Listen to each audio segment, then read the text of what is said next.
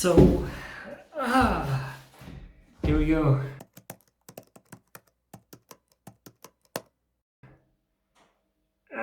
Sun's blinding. Anyway, folks, welcome. So, quarantine is hitting again, and we need to have a talk. But before, let me get something to drink.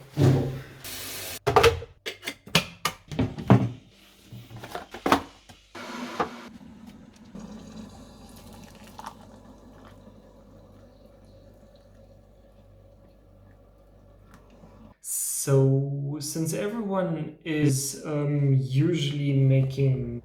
Yeah, so obviously I have fucked up the framing really bad. Anyway, I was just rambling about my new macro slider and probably that I want to make more sport, do more sports during the next quarantine here in Germany. And probably something else that is absolutely irrelevant. But one thing that is actually relevant is my new macro slider. So I was talking about that and the new project that I'm going to do, which is starting today with the name actually Kitchen Textures. So this project is set out to capture the texture of different ingredients that you have in your kitchen. So I'm going to start today with pepper, salt, and coffee and do some fun with that. So let's see what we can do. All right, so the setup has been built, and let me just walk you right through it because it looks a little bit funny to me. All right, so here we have my tripod on the ground and as spread as far as possible. Reason is this is a travel tripod and not heavy duty.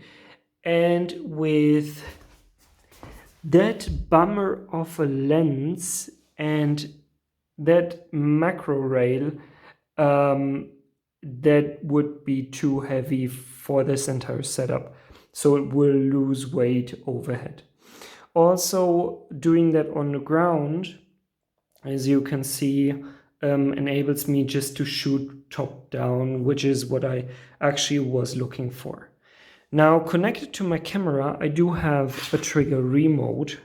Reason is, if I'm fine-tuning the focal plane, I don't want any kind of shaking because I pressed the shutter button or to offset the focal plane at some point.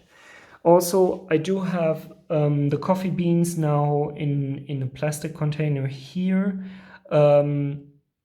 And I mean, I could have arranged that a little bit more, but I believe for the first try that is good enough. As you can see, I do have a external flash connector trigger remote kind of thing. Anyway, I can trigger my flash remotely, and my flash is set up over here. This is maybe a little bit too huge of a softbox for this job, but I feel like why not, right? So I use the softbox. I have not dialed in anything yet because currently the sun is shining like hell.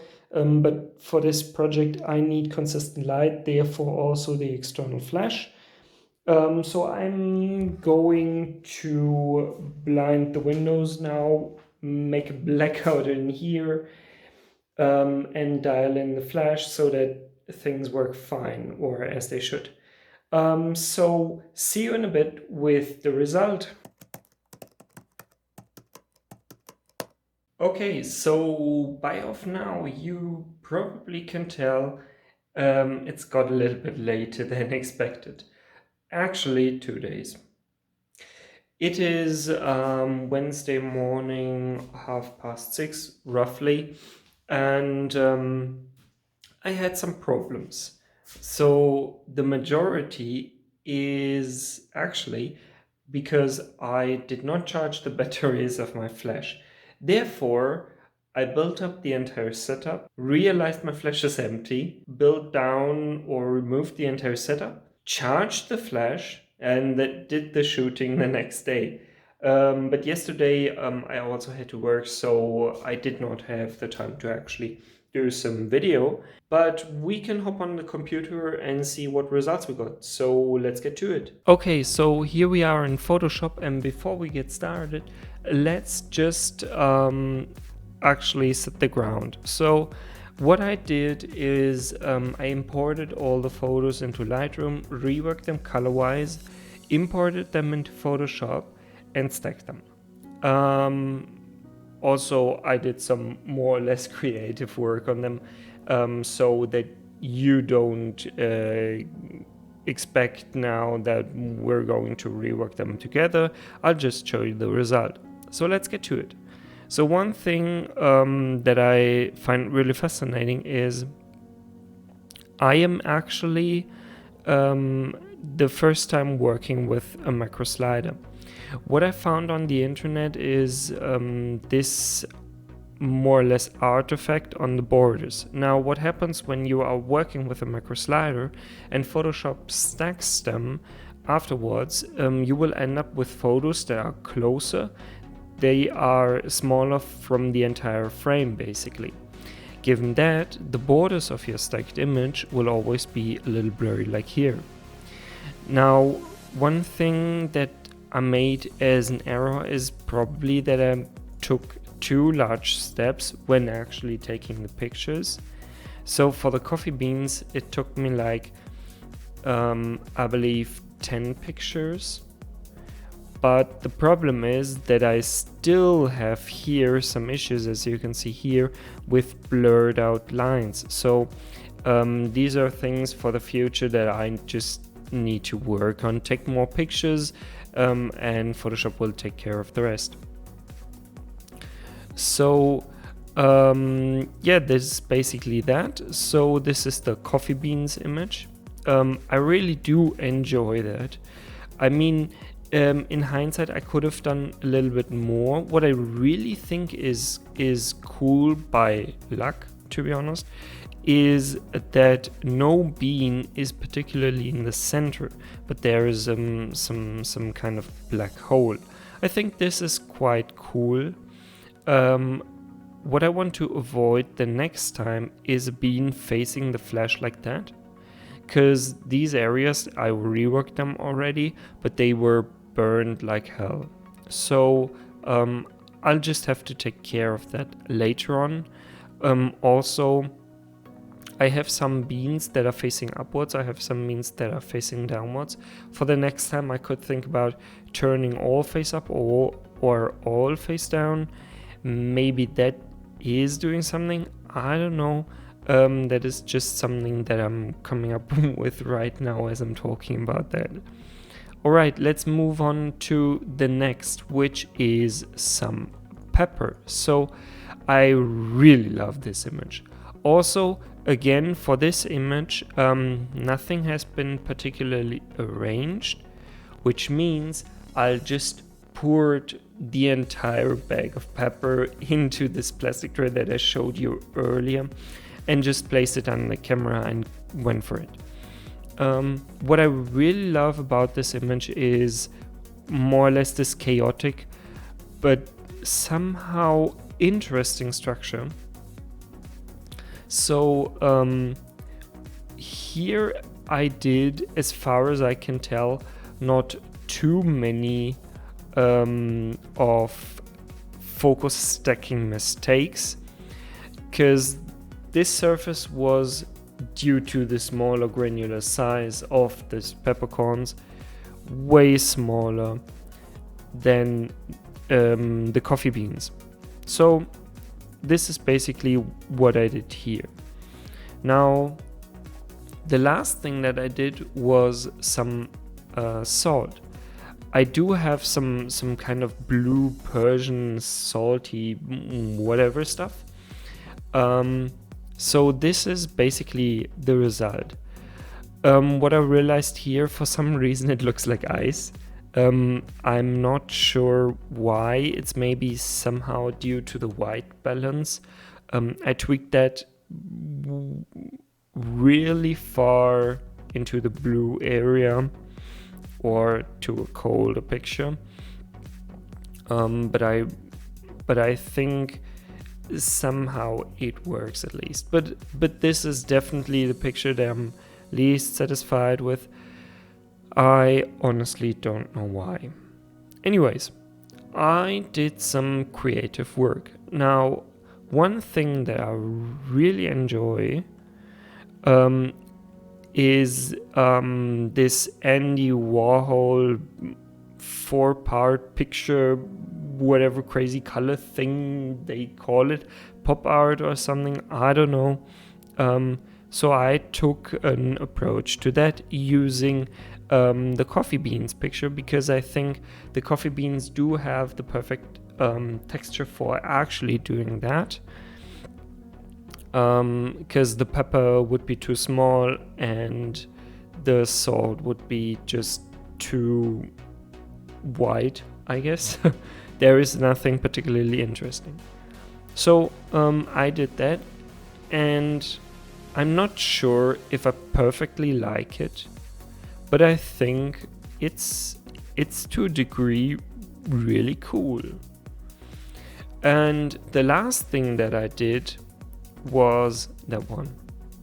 And this one really showed me some problems with my actual process, maybe. I don't know. Where I need to work on taking these pictures.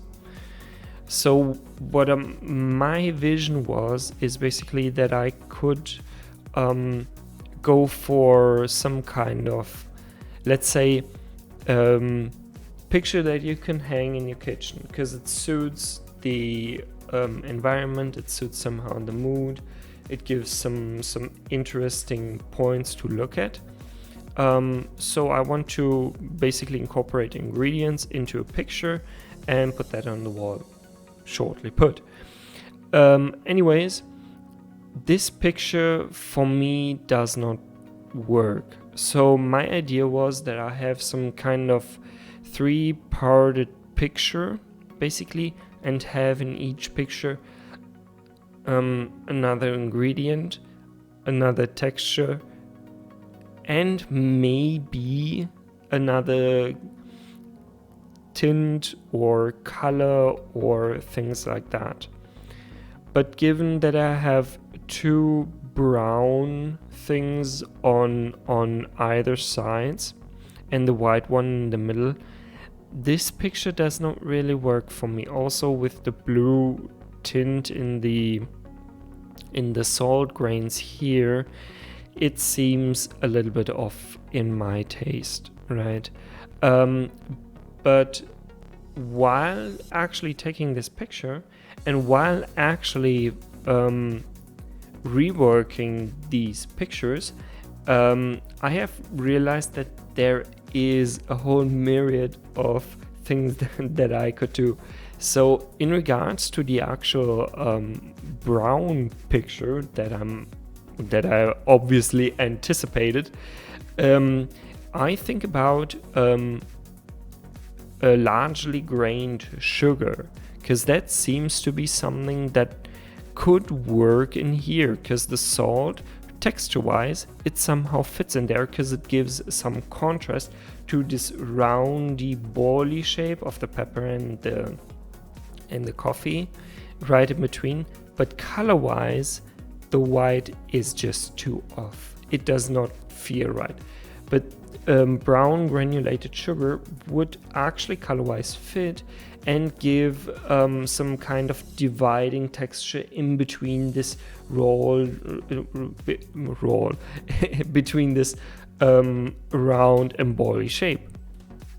So for the future, this will be something that I will definitely approach. So I will go out and get some granulated sugar and replace the salt in this picture with the actual sugar there.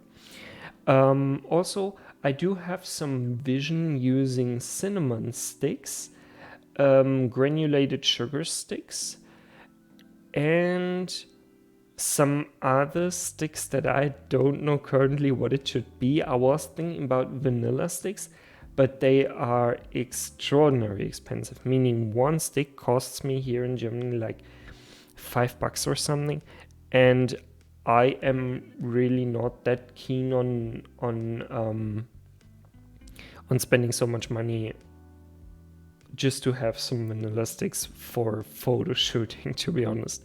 But we'll see. Future will show what I do. Anyway, I hope that you enjoyed the video. If you do have some questions, leave it down in the comments below. If you like the video, give me a like. If you do, you can subscribe. Also, if you have some ideas what I could try, leave it also in the comments below. And I'll see you in the next one. Bye bye.